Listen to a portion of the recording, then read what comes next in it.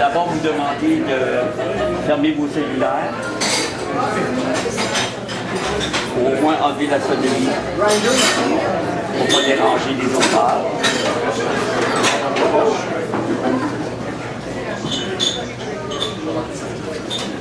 Alors, au nom de l'Arc-en-Ciel littéraire et des éditions de l'Étoile de mer, merci d'être aux Brigades Dom Carlos en si grand nombre pour un lancement collectif. Ce soir, il y a une quinzaine d'auteurs qui sont présents ici pour vous parler de leurs livres, pour vous parler de leurs textes, pour vous parler de leur passion pour la littérature. Comme vous le savez, il y a une série de livres qui sont disponibles ici en vente. Nous allons lancer 7 livres aujourd'hui. Évidemment, on a amené d'autres livres, étant donné que, bon, Noël s'en vient, il y en a qui veulent faire des emplettes, donc avoir de beaux cadeaux à offrir aux proches. Donc, on a amené quand même d'autres livres au cas où. C'est spécial de faire un lancement cette année, étant donné que l'an passé, la maladie m'a empêché de faire un lancement de livre. Donc, cette année, on se rattrape. J'ai mon livre que je n'ai pas pu lancer l'an passé, mais aujourd'hui, on va profiter de faire une pierre d'une coupe.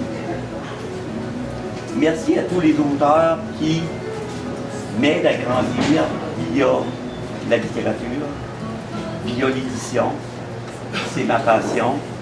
Je vois beaucoup d'amis sur place, beaucoup de collègues de travail qui se sont déplacés en grand nombre.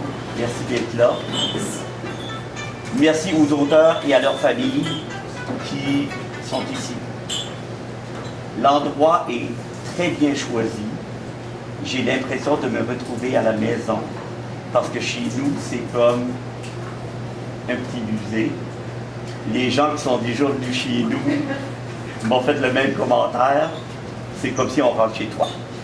Donc, c'est très, très, très approprié. La seule chose, c'est qu'il fait beaucoup plus chaud que chez nous. Alors ce soir, on a quelques auteurs qui sont présents. Mais avant toute chose, je dois remercier nos collaborateurs, des gens qui font la correction des livres, Pascal Cormier notamment, Jean Simoneau, Jean-Philippe Baudin. Ils ne sont pas tous là, mais on les remercie du fond du cœur. Ils travaillent souvent dans l'ombre, souvent bénévolement ou à très peu de frais. Les deux maisons d'édition, on fonctionne non pas comme des entreprises lucratives. Notre but, c'est vraiment de permettre à des auteurs de se dire, de se raconter, de réaliser des rêves. C'est notre réelle passion. Toute mon équipe travaille d'arrache-pied à faire la promotion de la littérature et on travaille souvent bénévolement. Et la plupart des auteurs, lorsqu'ils vendent leurs livres, ben, les profits rentrent directement dans leur poche. Ça ne vient pas à l'éditeur. Il y a beaucoup d'éditeurs qui sont très, très, très gourmands. Ce n'est pas notre but. Notre but à nous, c'est vraiment de faire reconnaître les auteurs et de leur donner une voix.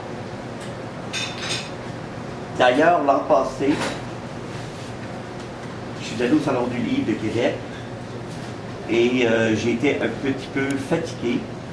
Et en auto avec Pascal, je lui avais mentionné, je commence à tirer la patte, je devrais peut-être arrêter, je devrais publier moins de livres.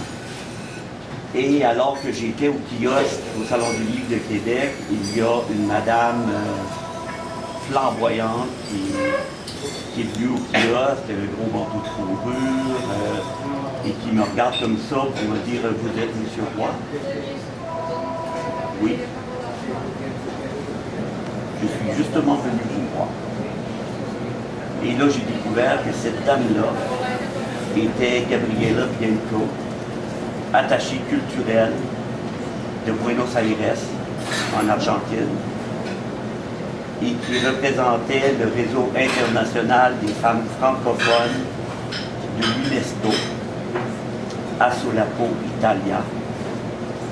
Et elle s'est déplacée pour me remettre une attestation pour mérite académique, artistique, sociaux, culturel et humanitaire.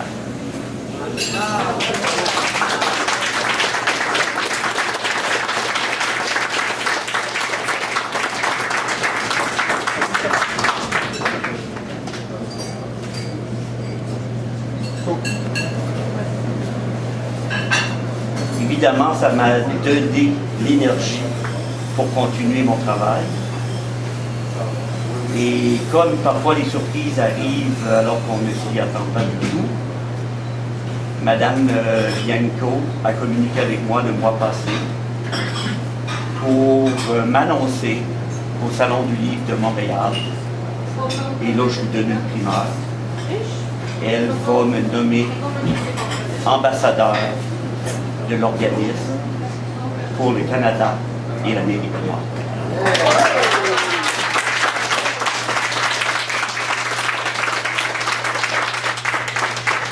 Donc, mon rôle principal, c'est de faire reconnaître encore davantage les auteurs, des gens qui travaillent au niveau artistique et qui font, via leur art, du travail humanitaire, du travail social, du travail de développement communautaire. Donc mon rôle, c'est vraiment de trouver ces talents-là et de les nominer auprès d'Assolapo Italia de l'UNESCO. Évidemment, je vous ferai suivre la cérémonie qui va se tenir pendant le Salon du Livre de Montréal.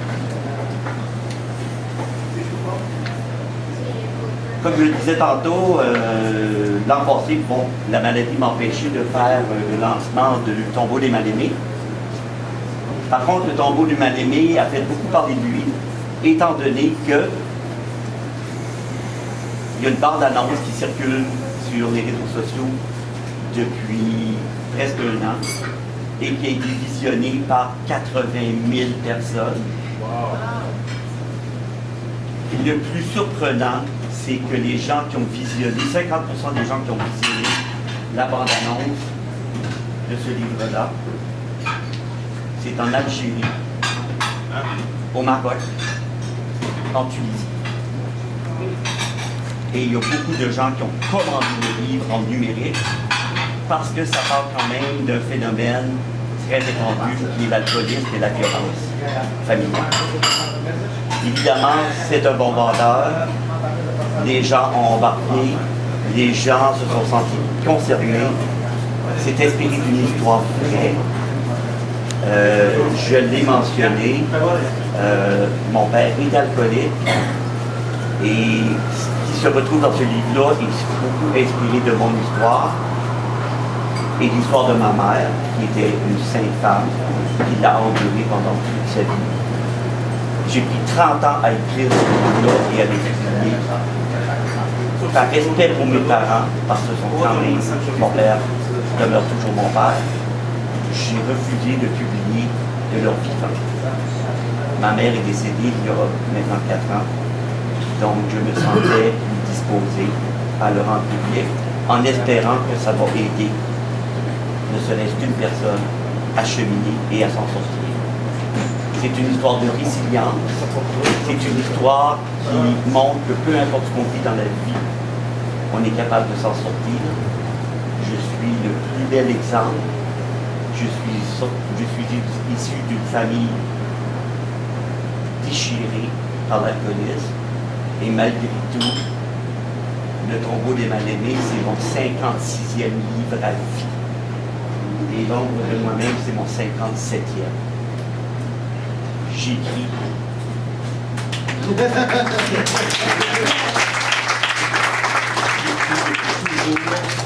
J'ai publié chez 4 différents éditeurs. Et comme j'ai toujours eu la piqûre de l'écriture et de l'édition, eh bien, je propage cette passion-là à d'autres auteurs qui ne sont pas juste des auteurs pour moi, ce sont des amis. Je lance aussi aujourd'hui l'ombre de moi-même. Et tout s'est inspiré d'une histoire vraie parce que lorsqu'on a connu une famille aussi déchirée que la mienne, il y a évidemment des séquelles. Et le tout commence alors que je travaille chez Bell Canada, où est-ce qu'il y a du harcèlement, de l'intimidation, où est-ce que à la télé le soir, il y avait des films érotiques qui jouaient et le superviseur recrutait des gens pour des partouzes à fin de semaine. C'était, on a entendu des scandales sexuels la semaine passée, ça existe depuis toujours dans tous les milieux, ça existera toujours. Moi, j'ai quitté cet emploi-là parce que je ne me voyais pas travailler dans une telle entreprise. Et par la suite, il y a eu une descente aux enfers parce que ça m'a ramené dans le passé, dans des épisodes de dépression où c'était